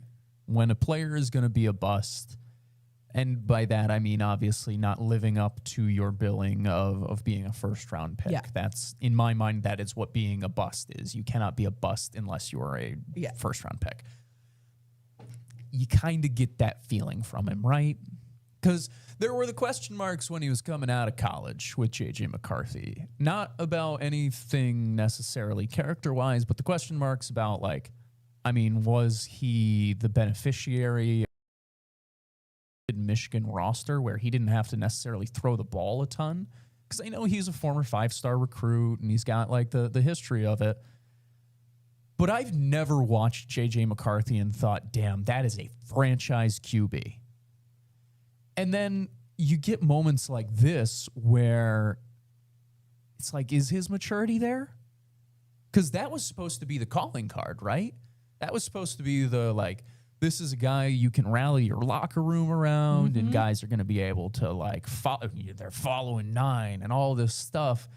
But every time he talks, all I think is Zach Wilson. Oh, and you have firsthand experience with that too. And I need you to tell me if I'm being unfair or not, because obviously to be a little bit more in tune with the ins and outs week to week of what's going on. Not as much as Vikings fans. It's all I can get from him is this incredible bust vibe where it's like, I'm sure he's got talent and I'm sure that he's a nice enough kid, but he just doesn't. And he just doesn't seem good enough. Like, am I being unfair? No, honestly, because I'll go back to, and I wish we could like check the tape, pull the tape, because I remember when that draft or leading up to that draft was happening, and obviously his former head coach and Jim Harbaugh was all about like, oh yeah, he's like this first round talent. I love him. He's like the best quarterback, yada, yada, yada. And I was very much like, well, that's weird, but it's cool that the former coach is obviously going to support his player, who was a significant piece of that offense. But I felt like that Michigan team was just such a good team that was very well coached, right? Like they had all the pieces, complementary pieces that you needed. More or less a junior NFL team. Yeah, we weren't sitting there watching this team and watching JJ McCarthy the way that I was watching Caleb Williams, where you're like, man, this guy is doing everything he can to help win football games with a really bad football team that I don't even know, even though this coach has coached multiple Heisman Trophy winners, like I don't know what Lincoln Riley is doing half the time. So you don't see that quarterback out there and think like, man, he can help your team instantly. Like I never thought that about JJ McCarthy.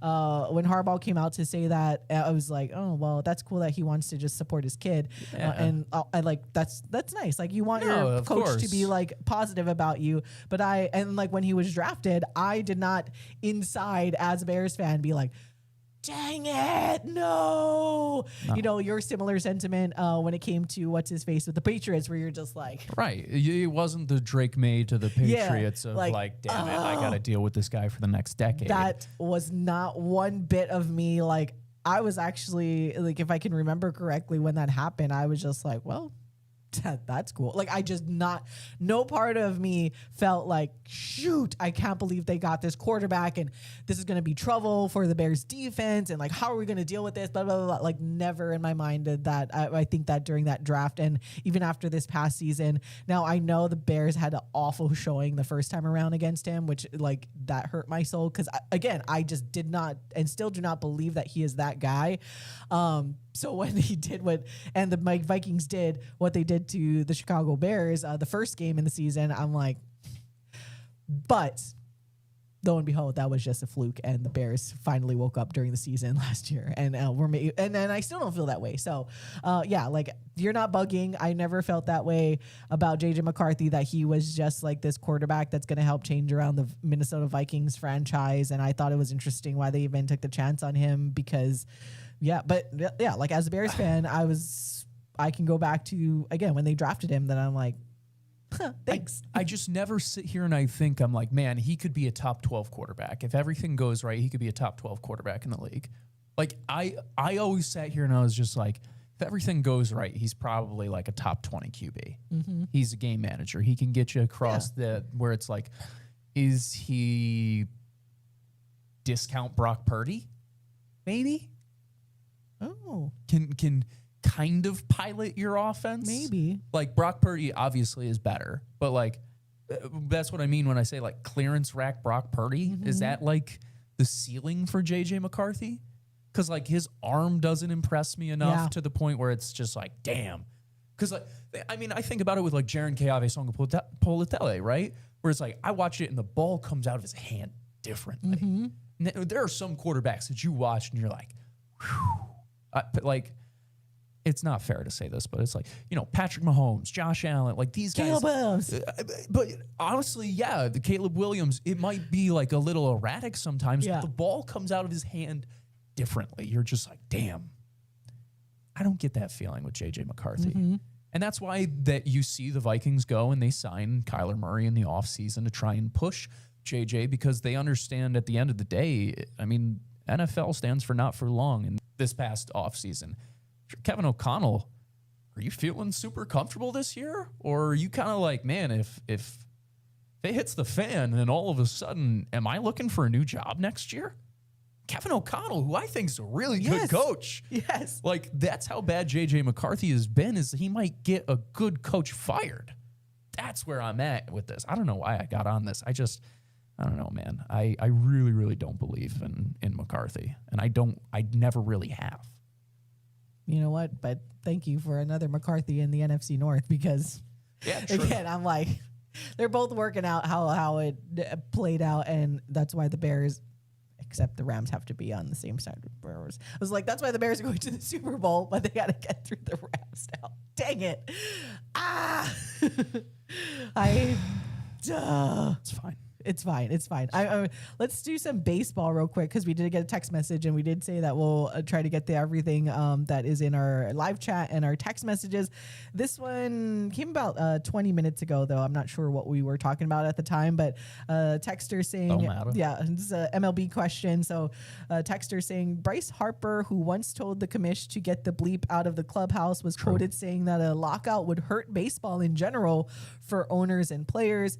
He is right, but the problem is the proposals by the owners and the players are far off with the cap as a massive sticking point.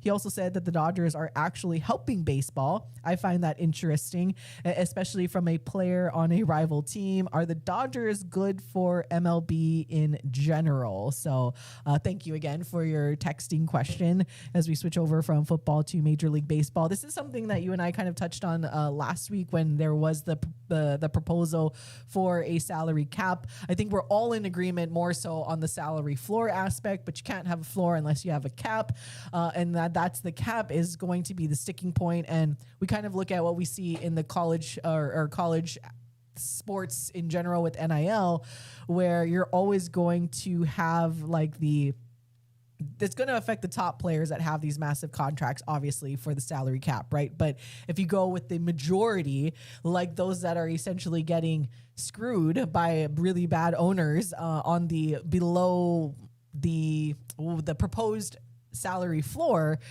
it'll help all of those players and hopefully help baseball be a little bit more competitive, or at least definitely the fan experience where you don't have to look and watch these franchises that will continue to nickel and dime and then trade away when they do luck out and get good players in the draft. They're going to trade them away. Although Pittsburgh continue to do that, and you can give Paul Skeens to the Cubs. Thank you very much. But He's a Yankee. but that's the thing. Like if you are a Pittsburgh Pirates fan, that is already in your mind. You're like, well, we're going to lose the pitcher because my franchise does not want to pay to keep a player like that. And they're just going to trade him away and essentially sell him away and all of that stuff. And that sucks, like for a franchise. Like I've complained about the Cubs not wanting to spend a lot of money, but that's me complaining that they don't want to spend as much as the Dodgers and the Mets. But they are on that threshold of above the cap or below the cap, but way above the floor. And they were like just behind, I think, the Braves when it came to what would be above the cap. So the Cubs are in a good spot. So it's like, there's only, and when I saw that, I'm like, fine, I guess I'm okay with how much they're spending at this point. Like they're not near the salary floor or below, right? But other teams, again, like the Pirates, who would be below, that sucks to see your team and anticipate like, oh, well, we got this good player, but how long are we going to get them? But that is interesting that Bryce Harper would say that about the other team, the Dodgers. They're the team that we all like to loathe unless you're a Dodgers fan. I think the only thing that is irritating when it comes to the Dodgers is and it's no fault of their own. They went by the rules. The rules are the rules, and they learned how to play by them and found players that would willingly do that is the deferred payment. So you can't fault a team for finding players and taking advantage of something that is more than legal to do. I guess Dodgers good for MLB in general. It's like, how do I have an unbiased opinion about this? The brand, of course, is iconic. The Dodgers will always, we talk about it with the Yankees, the Red Sox, the Cubs, right? There are brands. Hopefully the Mariners will continue to be competitive. There are brands that are good for baseball. You either love them or you love to hate them in every single sport. Every sport has, we talk about the Spurs and the Knicks. This is the best matchup that the league could have asked for in general when it came to having iconic franchises, young teams, competitive teams, yada, yada, yada. The same as in Major League Baseball, where the Dodgers being good is always good for baseball, as much as that pains me to say. But they do need to figure something out about like the deferred payments. The cap thing is going to be difficult without heading towards a lockout. I think you kind of said that off air when we were talking about it after the show on Friday, that we're going to head towards a lockout. That's something that definitely fans hate, but they got to figure something out because the Dodgers are good for baseball, but what they have figured out is ultimately not good for baseball. And again, you can't blame them for doing the right business moves, finding players like Shohei Ohtani that make a significant amount of money off the field and can sign on with these being paid like a couple $1 million a year, which is so crazy to say, and defer all the payments later on, which the team is recouping based on the World Series that they've won already and potentially another one here. But yeah, in general, the Dodgers are good for the MLB. Like, that does pain me to say, but I will. It's like, you got to give credit where credit is due. They're an iconic franchise, an iconic brand. And what they've figured out, at least is spurring now this conversation, and hopefully they can kind of figure things out from here. I just think spending is good in general. So I will say from that standpoint, I believe that the Dodgers are good for baseball. It forces other teams to pay for their players. It forces other teams to pay the going rate for these players in a sense, or at least that's what it's supposed to do. So I do think from that standpoint, yes, the Dodgers are good for baseball, or at least for baseball players, for their pockets. Yeah. I'll start here. I think it's just objective fact that a lockout would be horrible for baseball. Like, I agree with Bryce Harper. I agree with our texter. A lockout would hurt baseball in general, period. End of story. I feel as though baseball does an excellent job hurting itself already. Yeah, good point. And this would just be another example of that. And I say this as somebody who adores baseball, loves baseball with all of my soul, but it is a very, very frustrating league, and MLB I'm speaking on. It's a very frustrating league in general. I do understand kind of all viewpoints in this where, yeah, I totally agree with you about the salary floor is needed. It just is, because you're seeing too many owners just kind of skate by on the coattails, and you're never going to have the media rights money pooled together if that's going to be the case of just like people who are skating by, if that makes sense. I don't really think that the starting proposals from either side are all that impressive / get you anywhere. There's a long way to go for both sides. That's why I kind of feel almost that a lockout is inevitable at this point, which sucks. The Dodgers are helping baseball to an extent, but I agree about they need to find a way to close the loophole on deferred money. And the Dodgers are far from the first team to sign players to deferred contracts. I believe the most famous that people will recognize is Bobby Bonilla, who obviously to this day is still getting paid. Actually, a month from today is Bobby Bonilla Day. That's right. So, happy early Bobby Bonilla Day. So it's not necessarily that it's never happened before, right? I hate that I'm about to say this. MLB, in a sense, I think needs to look at what the NBA has done. I hate the NBA CBA because it forces so much change and it makes things so incredibly difficult, right? Where if you are over the second apron, you have so many restrictions on the moves that you can do to build your team out. And if you're over the first apron, and it's very complicated. It's hard for fans to keep up with. Not exactly the most fun.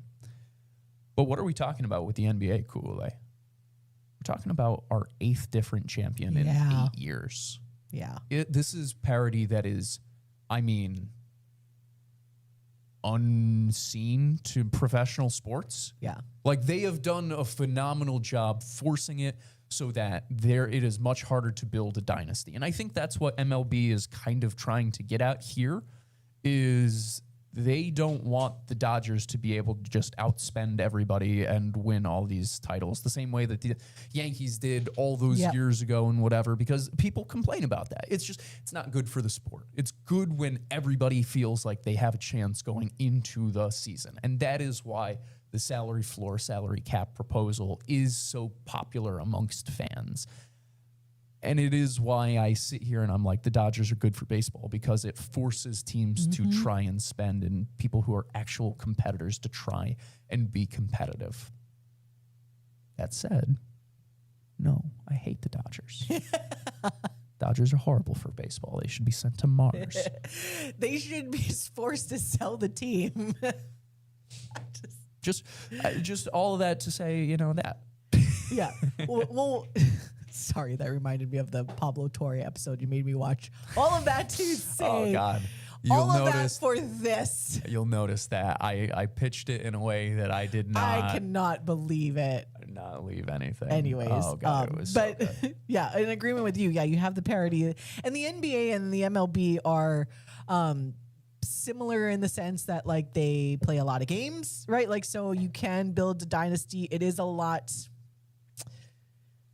How do I say this? Easier, less difficult, to be a dynasty because we've seen repeated champions often. And, you know, it's not like in NFL where it's so difficult to go back to back every single like trying to build a dynasty in the NFL is very difficult. We've only recently, since the Patriots, we only recently saw it with the Chiefs and stuff. And now it seems like their time is potentially done. So it kind of recycles. NFL, not for long. So, but when it comes to the NBA, like we've seen the 3-time champs, we've seen like teams win like 5 championships in the span of like 10 years or so and things like that. Where in the MLB, if you let it continue to play out how it is, you could potentially see that with the Dodgers. And yeah, like you're saying, ultimately it's just, there are a lot of Dodgers fans out there, but there are more fans of every other team. And once you start kind of losing touch with all of the fans, because yeah, they not only do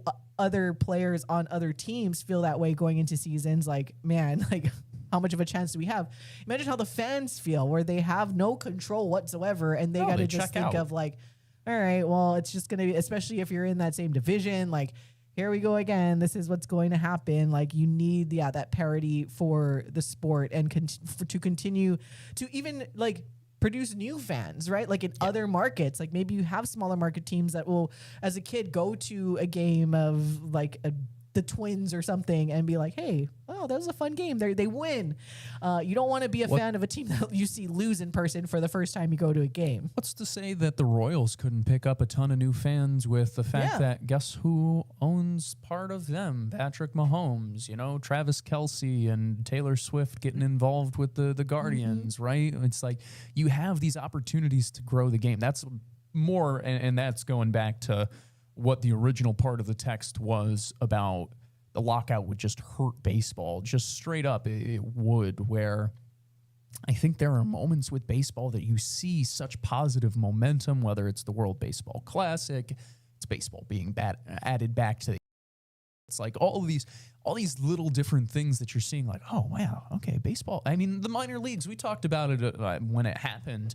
The minor leagues made major improvements, major investments to make it so that they actually are treated as though they are semi-pro players and not like just kind of guys who play baseball on the road. Yeah. It's, I don't know. I'm not looking forward to the lockout, but I am I've succumbed to the fact that it is inevitable. So it's pretty much all of that to say, baseball fans, enjoy this season while you can. Yep. And because you don't know when you'll have another season that'll come forth. How about everyone else just plays a baseball season and you just leave the Dodgers out? Like, let's just, and the Mets. 2019. And the Yankees. If the Knicks win this title, it'll be. I don't care what my teams do for like 2 or 3 years, man. I'll be on a high of all highs. It'll be reversed. Like, oh, you've won multiple. Okay, you got to won sit too out. Much. Go away. You sit out for this one and let the other teams go.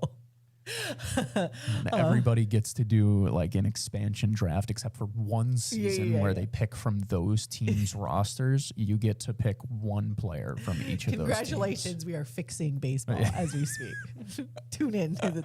All right, just got a few minutes left. Going back to our YouTube. Let's see, Caesar saying, I forgot to mention Scott Coker to promoting MMA. Can't wait because it means Elimale will be fighting again. Let's see. I don't know if Elimale is fighting right now, but I know she'll fight for Coker and not Dana White in the UFC. Respect to the Eliminator. Yeah, Elimale. Yeah, Holy cow. Oh yeah, she has the best nickname. That is awesome.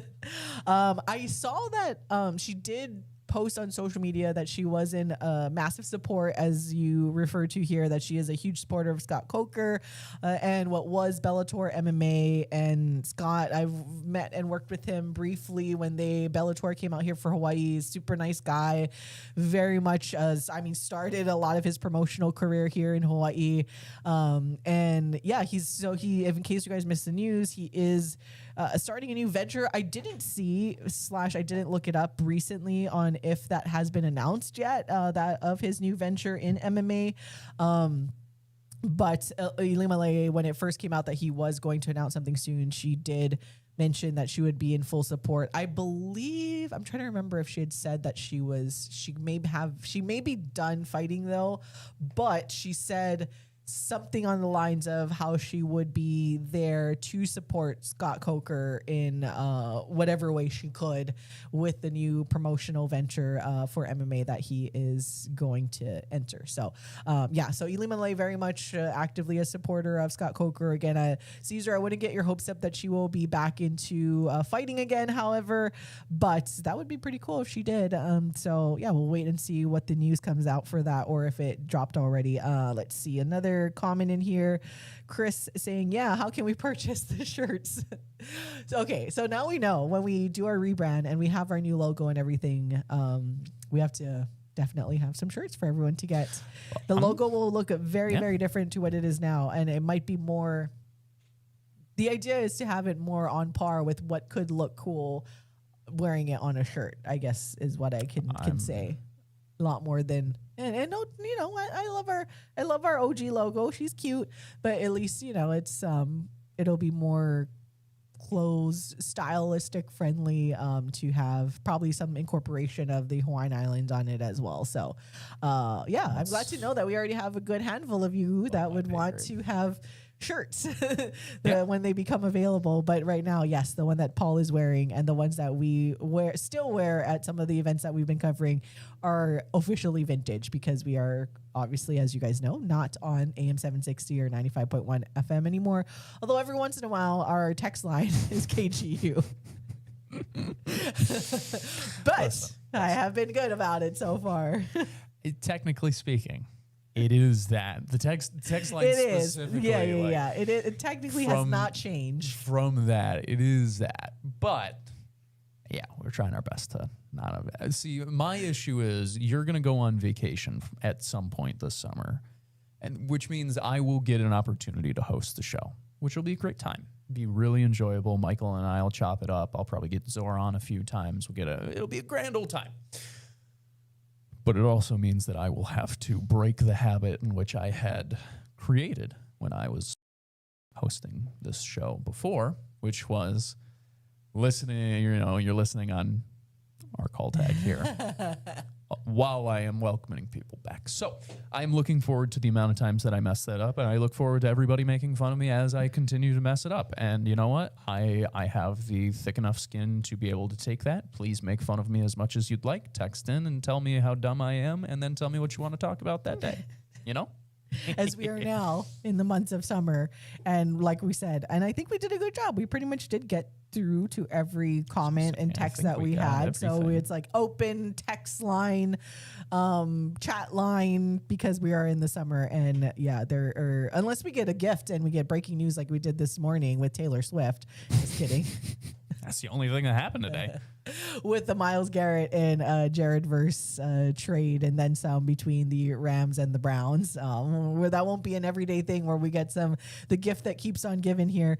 But we'll definitely effort some of these interviews and stuff throughout the next couple of weeks. Like I said, it just kind of hit me late yesterday when I was scheduling our YouTube. Like, guys, it's June. That was really my reaction. Like, what is going on? That it is June already. So fast, dude. It really, really flew by. And for the first time in my life, the Knicks are playing in June. Most times sports are done for me. Well, not done, but like normally at this point, it's the dog days of baseball. I'm kind of like, I'm starting to figure out what I'm miserable about with the Yankees. The Liberty are kind of like normally just in their stretch run. Yeah, Like it's all in regular season there. Normally I don't have a reason to like truly care about sports right now, like heart racing, whatever.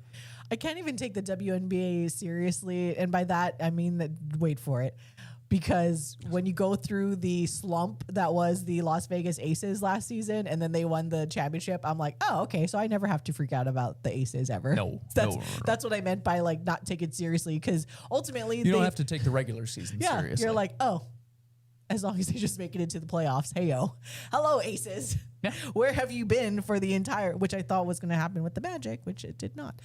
So where have you been for the regular season? So when it comes to the Aces, I'm just like, all right, well, we'll just make sure they make the playoffs and see what happens. Guess that's something we could talk about tomorrow if you'd like, when we get into a little bit more probably NBA conversation, where it doesn't have to be NBA Finals talk, but it can be tangentially related to the Magic, who, the Magic, new head coach that they have hired, and their old head coach, now the new head coach of our friend Caesar's team. So that's something that we'll have to talk about as the summer goes on as well. I had to toss that in there before we got it. You said the Magic, and I was just like, how can I get Caesar to listen tomorrow despite no YouTube? No, just kidding, Caesar. I know you are the OG of OG. Caesar predates me. I think about that all the time. By the way, I mean, I guess I can somewhat drop I won't say the full news, but because we talk about the rebrand and everything, and I know a lot of you guys, and we appreciate you that tune in to the YouTube, and I know I've said this before, but we are actually legitimately planning to have kind of like the regular, more YouTube shows throughout the week starting in August. So for sure this time. The schedule itself might be tweaked a little bit, but you will definitely have more than one YouTube show during the week as we kick off football season, when there are a lot of things to talk about. I'm not like, how do I put together some of these graphics? What are we going to talk about today? It'll be a lot come August. Thank you guys for tuning in and making it something that we want to give more of, and asking for more YouTube shows. Well, you know what? You got it. Because starting in the fall, we will have more YouTube shows throughout the week. A little bit of a schedule tweak, and I'll leave it at that as we go through our rebrand and summer planning and all of that stuff. But you heard it here first, so we appreciate you guys for tuning in. But for now, we got to go. So yeah, we'll talk way more NBA tomorrow. For Paul Brecht, I'm Kule Agbayani. Mahalo for listening and watching. It's been Wake Up in the Den. Bye!